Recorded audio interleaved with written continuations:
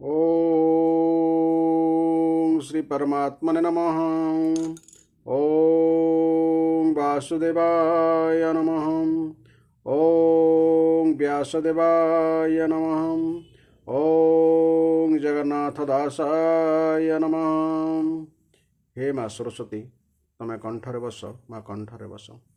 अति बड़ी जगन्नाथ दास रचित श्रीमद् भागवत महापुराणर तृतीय स्कंधर आज आम तृतीय अध्याय श्रवण करिबा। एही अध्याय भगवानकर अन्यान्य लीला कथा वर्णना करा जायछि। एहार प्रथम भागरे पद्यांतरी एवं द्वितीय भागरे एहार व्याख्या श्रवण करिबा एवं धारावाहिक भाव में शुणा चैनल को सब्सक्राइब करेंगे एवं फॉलो करेंगे। तेरे आसतु आरंभ करिबा तृतीय स्कंधर तृतीय अध्याय। श्रीकृष्ण मथुरागमन कंसब धादी जेते कर्म द्वारका पुरे कले जहा तृतीय बनी छंती उद्धव उवाच शुणबी दूरमवचन धरिन पारे खेदमन से राम कृष्ण एकारथे गमिले अक्रूर संगते मातापी तांकर कुशल पूछन्ति राम आदि मूल कंस को दृष्टि रे संहारी मंचाओ परु केश धरी तले पकाई रोष भरे मृतपिंडकु आकर्षिले सांदीप नीर घरे जाई सकल वेद शिक्षा पाई राक्षस पंच जन नाम तार दरु भगवान मृतपुत्र को देले आणी गुरु दक्षिणा अर्थे पुणी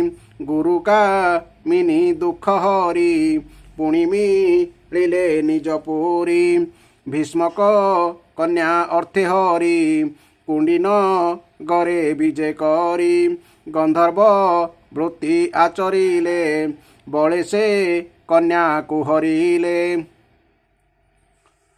श्रुगाल मध्यु सिंह जेने स्वभाग हर इतेशने जेने सुपन्न निज भाग अमृत हरि कला भोग। सुपन्नर अर्थ गरुड़। कौशल पुरे नरहरि शपथ वृष बंदी करी कन्याल भिले नंदबाल जिनिष कल शत्रुबल स्वतंत्र प्रभु अटे से ही ग्राम्यजन प्राय से ही। ग्राम्यजन कहले इतर लोक। सत्यभा मार बोले पुणी नंदन बनु चक्रपाणी बेले हरिले पारिजात लीलाए जिणी सचिनाथ पुरेरो पिले वृक्ष नहीं पत्नीर प्रिय भाव बही गरुड़े बसी भावग्राही नारका सुर पुरे जाई देखिले ताहार बदन सत्यकी पिउछि गगन चक्रेता हार मुंड हाणी देखि प्रणमिला धरणी बोलोई कलु पुत्रनाश धरणी बचने विश्वास नारका पुत्र कुमुरारी ताराजे अभिषेक करी नारका अंतपुरे हरि विजेक दर्प रूप धरी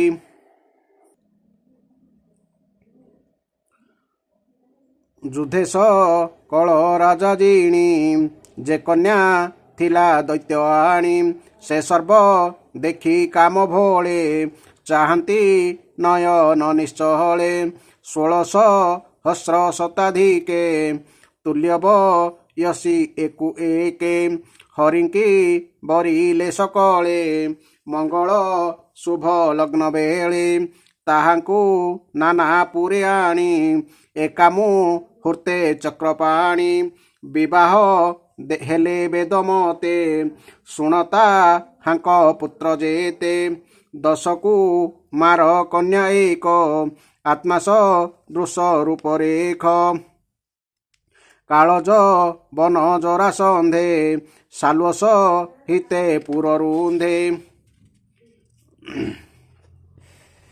ତାହାଙ୍କୁ ନିଜ ତେଜେ ନାସି ସ୍ୱଜନେ ପ୍ରଭାବ ପ୍ରକାଶୀ ସମ୍ବର ଦ୍ୱିବିଧ ବାନର ମୁରବ ଲଳ ବାଣାସୁର ଯେଦନ୍ତ ବକ୍ର ଆଦି କରି ତାହାକୁ ସଂଗ୍ରାମେ ସଂହାରି ଏବେ ତ ଜ୍ୟେଷ୍ଠ ଭ୍ରାତ ସୁତେ ଅନେକ ନୃପତି ସହିତେ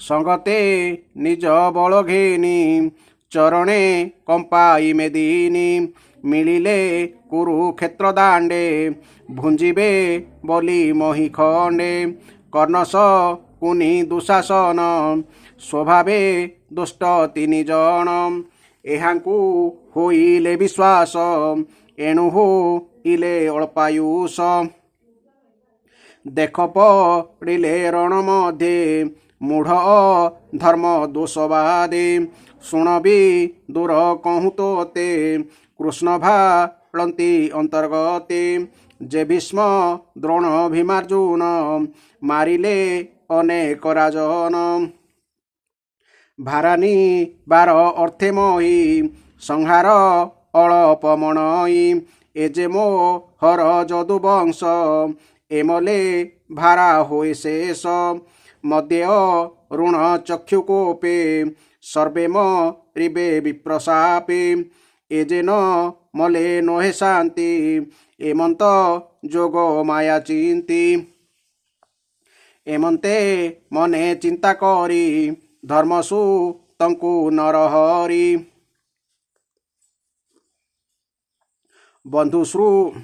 ବନ୍ଧୁସୁ ହୃଦ ଜନ ମଧ୍ୟେ କୃଷ୍ଣସ୍ଥା ପିଲେ ରାଜପଦେ ଉତ୍ତରା ଗର୍ଭେ କୁରୁବଂଶ କୃଷ୍ଣର ଖିଲେ ଅବଶେଷ ଦ୍ରୋଣନ ଦନ ବାଣ କକ୍ଷା ପରୀକ୍ଷି ତଙ୍କୁ କରି ରକ୍ଷା କକ୍ଷାର ଅର୍ଥ ଶତ୍ରୁତା ଜ୍ଞାତିମା ରଣ ଦୋଷ ନାଶେ ଧର୍ମନ ଦନ କୋ ବିଶ୍ୱାସେ ସର୍ବସ ସମ୍ପଦେ ସୁସମ୍ପାଦି କରାଇ ତିନି ଅଶ୍ୱମେଧି ଯୁଧିଷ୍ଠି କୃଷ୍ଣେ ଅନୁଗତ ପାଳିଲେ ମହି ଘେନି ଭ୍ରାତ ଆପणे ନିଜ ପୁରେ ଯାଇ ନାରୀଗଣଙ୍କ ମଧ୍ୟରେ ଥାଇ ଗୃହସ୍ଥ ଧର୍ମ ବେଦ ମତେ କୃଷ୍ଣ ଆଚରିଲେ ଜଗତେ ସ୍ମିତନ ୟନେ ସ୍ନେହ ବହି ପିୟୁଷ ସମ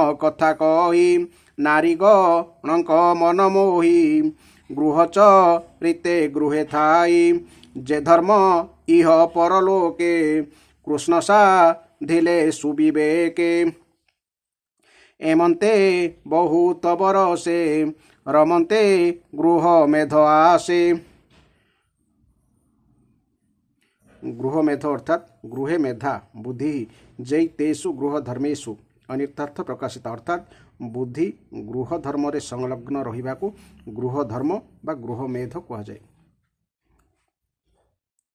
विषये वैराग्य जात होइला जोगे हृदगत कर्म अधीने कामे जड़ी देवमा यारे सुख लोड़ी पुरुष कर्मर आयत जोगेश्वरଙ୍କ ଅନୁବ୍ରତ ସେହରି ବିଷ୍ଣୁ ମାୟା କରି ନିଜ ପୁତ୍ରଙ୍କୁ ମନହରି ସେ ପୁତ୍ରେ କ୍ରୀଡ଼ା ରସେ ଦିନେ କୋପସ ଚିଲେ ବିପ୍ରମନେ ହରିର ମତ ଜାଣି ଭଲେ ବ୍ରାହ୍ମଣେ ସାପ ଦେଇଗଲେ ବ୍ରାହ୍ମଣ ସାପ ପାଇ ପୁରେ ଅଦ୍ଭୁତ ଦେଖିଲେ ବିସ୍ତାରେ ଅଦ୍ଭୁତ अर्थ आश्चर्यजनक घटना अर्थात अपकुशन बा खराब सूचना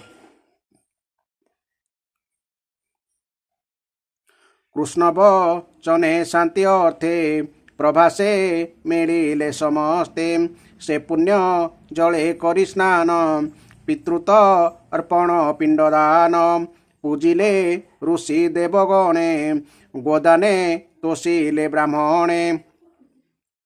ସୁବର୍ଣ୍ଣ ରଜତ ଶୟନ ବସନ କମ୍ବଳ ଅଜିନ। ଶୟନ ଅର୍ଥାତ୍ ଶଯ୍ୟା। ରଥକୁ ଜର ଅଶ୍ୱମାନ ଧରଣୀ ତୁଲେ କନ୍ୟାଦାନ। ଅନସ ହିତେ ନାନା ରସେ ବିପ୍ରଙ୍କୁ ଭୁଞ୍ଜାଇ ହରସେ।